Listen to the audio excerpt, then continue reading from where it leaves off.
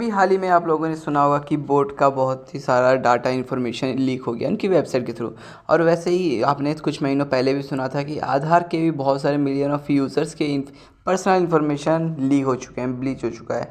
तो समझते हैं आज के इस वीडियो में इसी के बारे में कि आखिर ये डाटा लीक कैसे होता है। कोई भी सबसे पहले हैकर किसी भी कंपनी या फिर कोई भी वेबसाइट जो होती है उसकी डाटाबेस में एंटर करने के लिए कोशिश करती है। ये हो सकता है या फिर वो वल्नरेबिलिटीज़ वेबसाइट में ढूंढकर उससे अटैक करे या फिर फिशिंग अटैक को यूज़ करके। जब वो एंटर कर लेता है तो उनका नेक्स्ट टारगेट होता है सेंसिटिव इन्फॉर्मेशन को निकालना, जैसे कि यूज़र ने पासवर्ड, क्रेडिट कार्ड डिटेल्स या फिर पर्सनल इन्फॉर्मेशन हो गया। फिर अटैकर्स जो होते हैं ये चोरी की गई इन्फॉर्मेशन को अपने सर्वर पर स्टोर कर लेते हैं या फिर सेल कर देते हैं डार्क वेब पर। हाँ, डार्क वेब पर ज़्यादा मत ध्यान देना, डार्क वेब पर।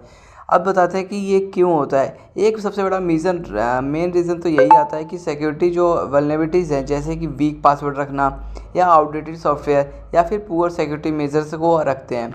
एम्प्लॉयज़ को सेंसिटिव इन्फॉर्मेशन को थोड़ा और सिक्योर रखना चाहिए या फिर फिशिंग ईमेल्स का रिप्लाई नहीं करना चाहिए। कई बार ये मोस्ट ऑफ द केसेस में यही पाया जाता है कि फिशिंग ईमेल्स को रिप्लाई करने की वजह से उनके डाटा जो है लीक होने के चांस बढ़ चुके हैं।